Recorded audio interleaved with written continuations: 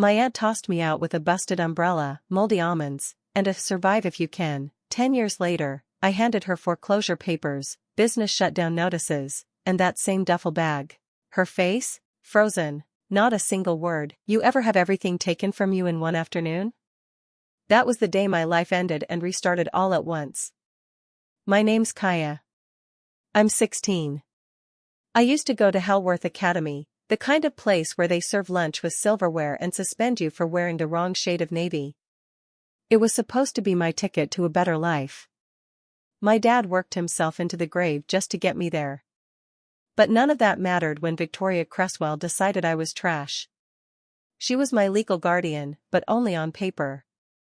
In reality, she was the dean of students, a board member, and my late father's sister, the one who hadn't spoken to him in over a decade until the will named her. She didn't like being forced to take me in, and she made sure I knew it. Smiles in public. I said home. The day it happened, she called me into her office with this stiff smile that never touched her eyes.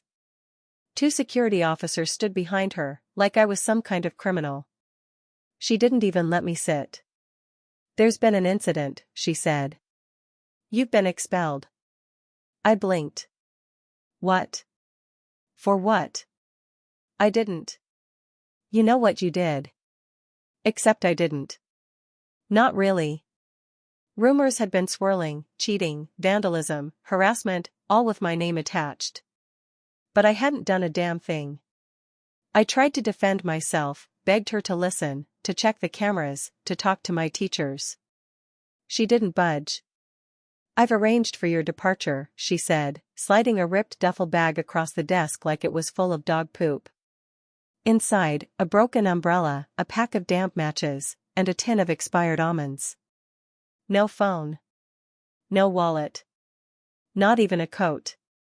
You've never belonged here, Kaya, she said, standing up like that was the end of the conversation. Survive if you can. No one stopped her. Not the officers. Not the receptionist who watched me get escorted out the side entrance like a disgrace. No calls. No meetings. Just a stain wiped off the school's reputation. Next thing I knew, I was being shoved out of her Lexus at a train station in the middle of nowhere, Vermont.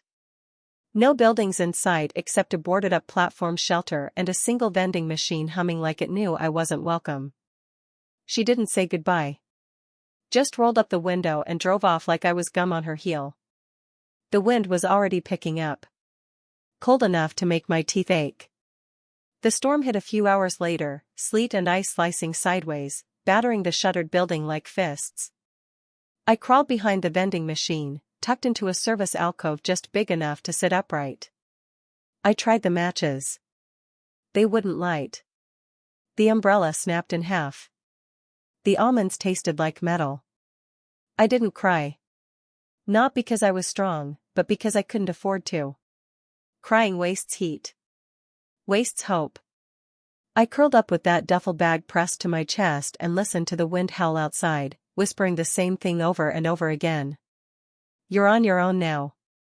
The first week blurred together in cold and silence. I stayed behind that vending machine, tucked into the maintenance alcove where the air was slightly warmer thanks to a busted generator that rattled and groaned just enough to take the edge off. It wasn't heat. But it wasn't death either. That was good enough. Day 1, I tried the almonds again. Bad idea. I bit down and felt something crack in my molar. The pain was sharp and deep, a cold ache that didn't go away. I spat the almond out, and it hit the floor like a rock. Expired wasn't the right word. Petrified, maybe. I stopped trying to eat after that. By day 3, I was stealing from trash bins. Old donuts, half-eaten sandwiches, whatever someone left behind. I didn't think about germs. Hunger makes you a lot less picky. There was a food court 2 platforms down that opened during peak hours, and I learned to crawl out just after midnight, check the bins, and crawl back before morning staff arrived. That's how I met Lionel. He was a janitor, probably mid-60s, maybe older, always wore a faded Red Sox cap pulled down low over his gray curls. First time he saw me, I thought it was over. But he just stared for a second, then went back to sweeping like I was a ghost. The next night, I found a thermos sitting beside the vending machine. Still warm. Tomato soup. No note. Just sitting there like it had fallen from the sky. I didn't even say thank you. I just chugged it and cried afterward because it was hot and real and didn't hurt my teeth. From then on, he'd leave little things. Crackers. A pair of socks. One night, he even left a roll of duct tape, which I used to patch the seams of my duffel bag and block the draft from the bottom of the alcove door. He never spoke. But I figured out his rhythm. He came around midnight. Left his gifts. Sometimes paused to look in my direction. Then moved on. I started keeping a journal. Found it in a lost and found bin wedged behind the ticket counter. It was warped from water damage and the first dozen pages were stuck together, but the rest were blank. I wrote in it every night. Not poems or feelings, just facts. Temperature. What I ate. What I saw. Anything to prove I existed. Because I wasn't Kaya from Hellworth anymore. I wasn't anybody. No one was looking. No one was coming. And if I disappeared right there, behind the vending machine in a forgotten station in Vermont, not one person would notice. So I wrote. That way, at least something would be left behind. Each night, I'd tuck the journal under my hoodie and try to sleep in short bursts. Never too long. Long sleep meant deep sleep, and deep sleep meant not waking up if someone found me. And I couldn't afford to not wake up. Not yet. By the end of the second week, the hunger had settled into something dull and constant. Not sharp anymore, just a low, dragging ache that made everything feel heavier. My limbs. My thoughts. Even hope. That was when I got desperate enough to try the station office. I'd seen Lionel unlock it a few times, just to grab his supply cart. One night, after he left the door cracked open for longer than usual, I slipped in. My hands were shaking so bad I could barely hold the phone. I dialed 911 first. Just to make it official. The dispatcher asked my name. I gave it. She asked my age. I told her. She asked what happened. I've been abandoned, I said, my voice hoarse and cracking. My aunt left me at the station. I don't have a phone or money or anything. But she cut me off with something about sending someone to verify the situation.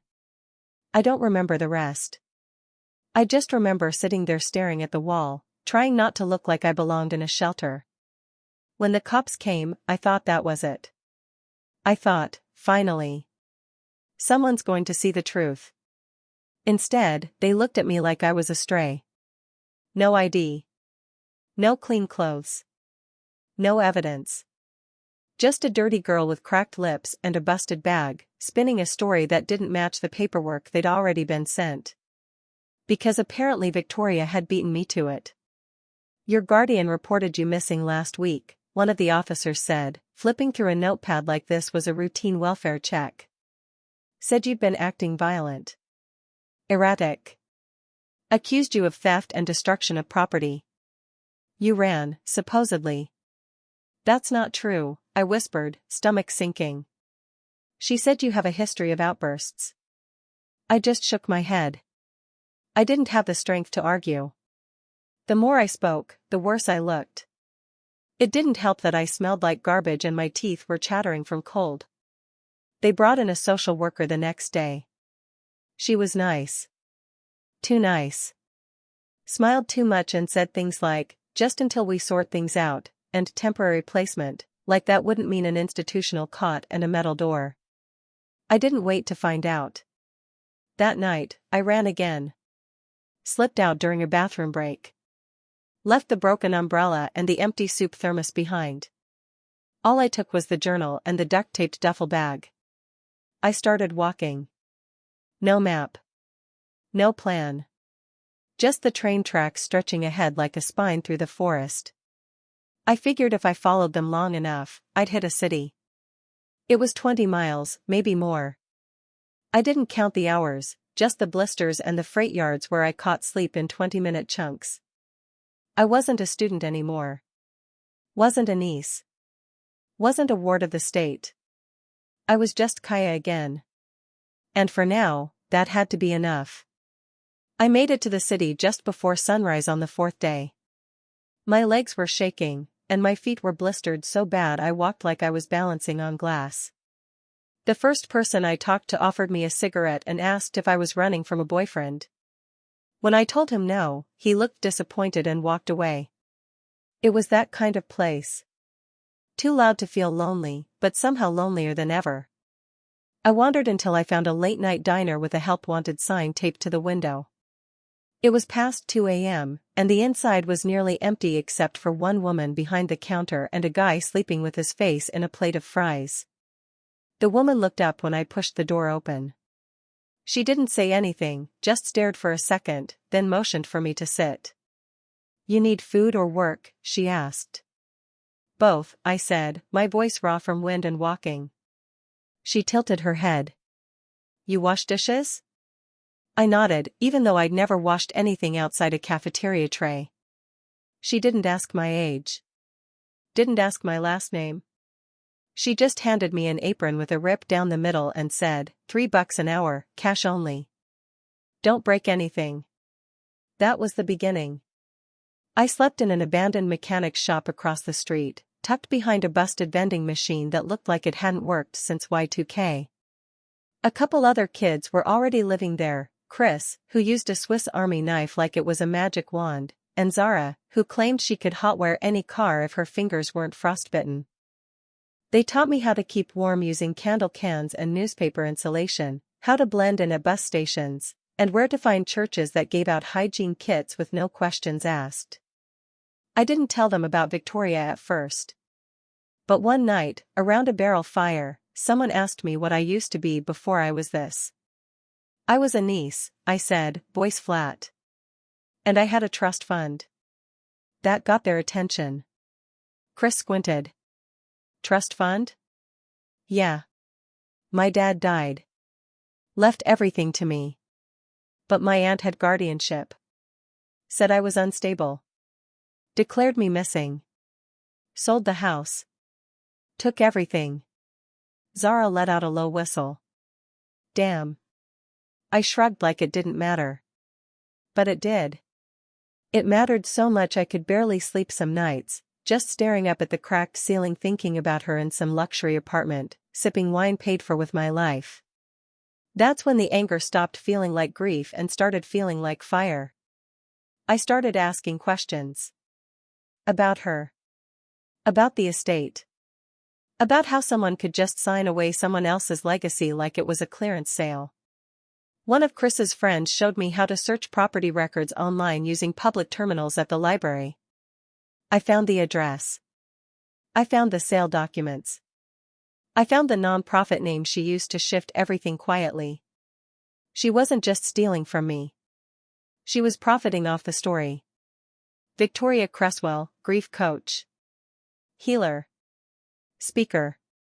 A woman who took in her troubled niece after a family tragedy and gave up everything to offer stability. The article called her pillar of compassion. I sat in that library for over an hour, fists clenched so tight my knuckles ached. I didn't cry. I didn't scream. I made a vow. She erased me. So I'd return the favor. Piece by piece. Smile by smile. Exactly the way she taught me. It took almost a year just to feel human again. I earned my GED using the address of the diner's night manager, who pretended not to know I was living in a condemned garage. I studied between shifts, memorized vocabulary words while scrubbing grease off silverware, took practice tests on borrowed library computers with a cracked spacebar. Passed on the first try. The proctor said, "Congratulations," and handed me a piece of paper like it was nothing. To me, it was a weapon. I applied for every scholarship I could find. Wrote essays late at night while Zara snored beside me, half frozen under a blanket of stolen bus maps. A local foundation gave me a break, a full ride to a community college in the city, plus a small stipend if I kept my grades high. I almost cried when I got the letter, but instead, I bought a pair of clean jeans from a thrift store and told no one. At orientation, I met Marla. She was in the corner of the student lounge, sitting cross-legged with a laptop covered in anime stickers and a look that said "Don't bother me." So of course, I did. She was studying cybersecurity, talked like a YouTube tutorial with caffeine poisoning, and spent most of her time breaking into systems for fun. "I don't hack for people," she told me the third time I sat next to her. "I teach people to hack for themselves." "Good," I said. "Because I don't want revenge." She gave me a slow, suspicious look. "What do you want?" I leaned in. "I want to ruin someone legally." She grinned. "That's my favorite kind." We became something like friends after that. I'd bring her coffee. She'd show me how to track down buried financial records. She taught me about shell companies, how to follow property deeds through 3 fake LLCs, how to sniff out digital lies left behind in tax filings and public forms. We started small. Testing tools. Mapping out everything Victoria touched. Turns out, she wasn't just rich. She was a brand. Victoria Cresswell, MA, grief coach for executives. Founder of Bridges Beyond, a boutique counseling firm that offered $400 a session trauma packages to clients with tragic origin stories. She published a memoir called The Grace of Letting Go. I found it at a thrift store for $2. The dust jacket called her a woman of unbreakable resilience. She gave interviews about me. Not by name, but in tone.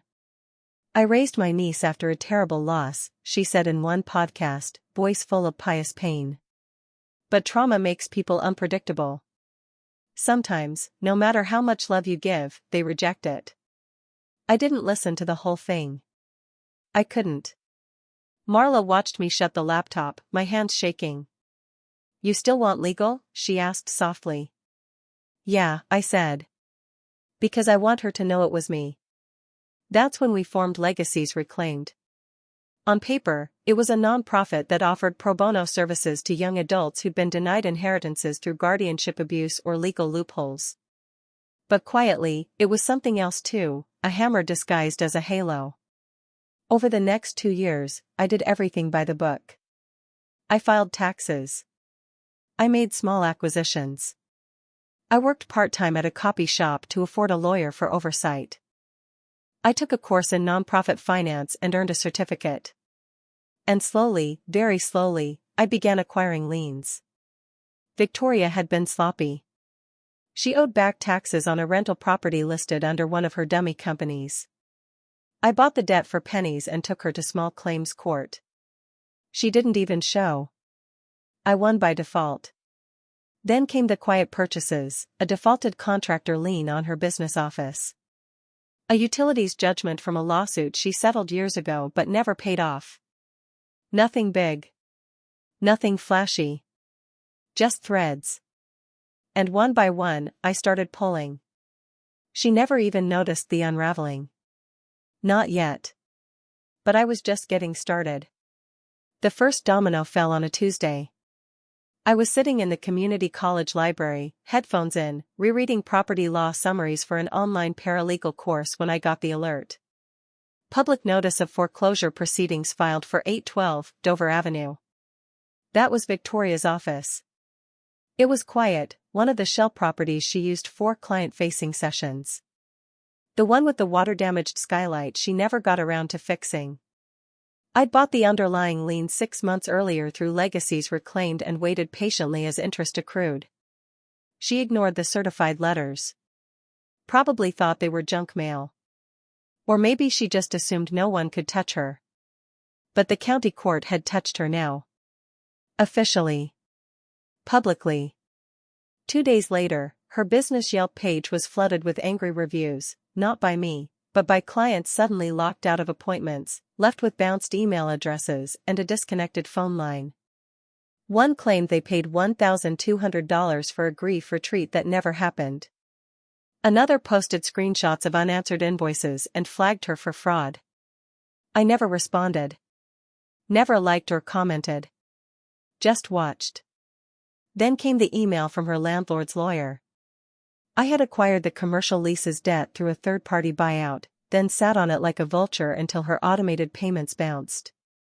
Her corporate bank account, the one that paid 4 bridges beyond, was now frozen pending investigation into misuse of nonprofit status.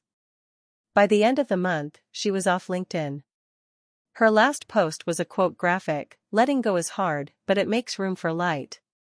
I almost laughed. The foreclosure on her condo hit a week later. The luxury high-rise with the rooftop garden and reserved elevator? Gone. Public auction. I attended the sale in a thrift store coat and kept my head down. The other bidders didn't know who I was.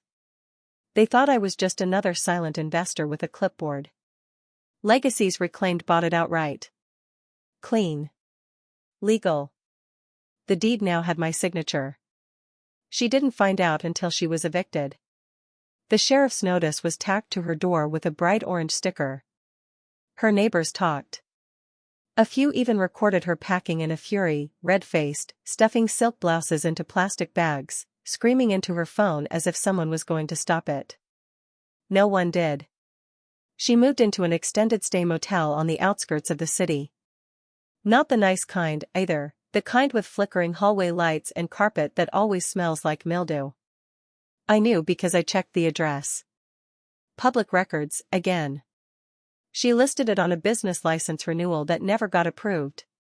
Her latest grief coaching seminar got cancelled due to unforeseen circumstances. Her name stopped showing up in Google alerts. The pity posts started next. "Life is unpredictable," she wrote on an old blog. "I've been tested more than most. But I won't give up. The world can try to erase me, but I know my truth." I stared at the screen for a long time. Erase you? Not yet. But soon. 10 years. That's how long it had been since she dumped me at that train station like a piece of trash. I remembered the smell of mildew behind the vending machine. The tin of expired almonds. The pack of matches that wouldn't light. I remembered everything. So when I stood in front of her motel door at dawn, holding the same duffel bag she gave me that day, I wasn't nervous. I wasn't even angry. I was ready. Room 207. The hallway smelled like old coffee and disinfectant, and the carpet squished under my boots. I knocked twice. Firm. Not loud. For a moment, nothing happened. Then the deadbolt clicked. She opened the door slowly, hair tangled, one side of her face still pressed with sleep lines. No makeup. Just a bathrobe and that sour expression she always wore when something didn't go her way. "Can I?" she started, then stopped. Her eyes narrowed. She didn't recognize me. "Victoria," I said. That was enough. Her face drained of color, like a plug had been pulled. She grabbed the edge of the door like she might slam it, but I was faster. My boot slid forward, wedging it open. "I'm not here to hurt you," I said. "But you're going to listen." She stared at me, breathing hard. Still frozen. I reached down, slowly, and unzipped the duffel bag. Inside, the broken umbrella, the tin of almonds, the soggy matches, moldy now, and a typed note folded neatly on top. "Survive if you can." Victoria didn't touch it. She just looked at it like it might explode. Then I handed her the folders. A stack of them. Neatly labeled with tabs, deeds. Judgments. Auction notices. Business terminations. Lawsuit filings. All bearing the name of Legacies Reclaimed in the headers. She took them with a shaking hand and flipped through the first few pages. Her lips moved silently, reading lines she didn't understand yet, or maybe just didn't believe. Then she froze on the property deed. The condo. Her old address. My name on the bottom line. This is a joke," she whispered. "No. This is your life. What's left of it." "I'll call someone," she said, voice rising. I'll have you arrested. I have rights. You had rights, I interrupted. You lost them when you forged paperwork, stole an estate that didn't belong to you, and made a living telling lies about what a generous woman you were. She looked up at me then. Really looked. And for the first time I saw it. Fear.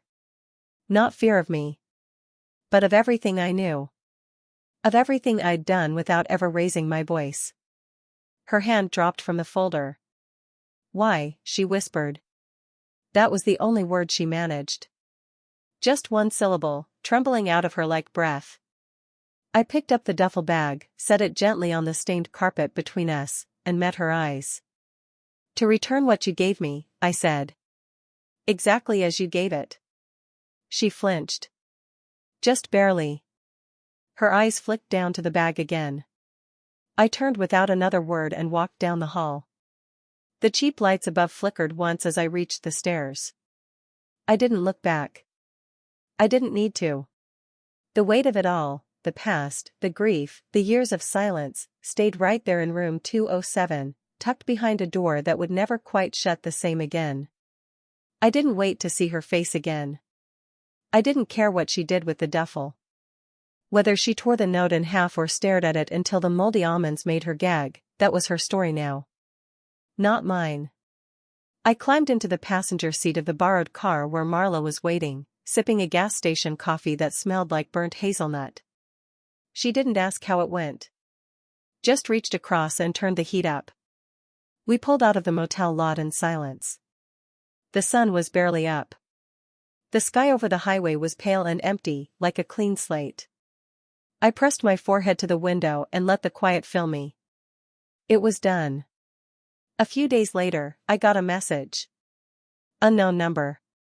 Just a short text. Victoria, I'm working at the motel. Cleaning. Thank you for the number you left. I deserved worse. That was it. No sob story. No apology. Just a single sentence that landed in my chest like a stone dropped in still water. I stared at it for a while. I didn't feel triumphant. I didn't feel angry. I felt nothing. That was the most surprising part. Because for years, I'd built this moment in my head like it was a finish line. I thought I'd feel taller. Stronger. Something. But sitting there in a borrowed bedroom, with peeling paint and a space heater groaning in the corner, all I felt was hollowed out. Later that night, I opened my laptop. Logged into the Legacy's reclaimed portal, the admin side. I checked the dashboard. Donations were trickling in. Case applications were pending. My lawyer had forwarded a request from a girl in Michigan whose uncle had drained her inheritance while she was in a group home. The system was growing. Real cases. Real people. At the top of the screen was one final line item. Victoria Cresswell residence, asset status, liquidate or retain. There it was. The last remnant. The motel deed had come into our possession through a loophole, something about unpaid property taxes and an old buyout option from the previous owners. The paperwork was clean. She didn't even know we held it. With one click, I could take her last safe place. The button was right there, initiate liquidation. I hovered over it. Just long enough to feel the weight of it. And then I closed the laptop.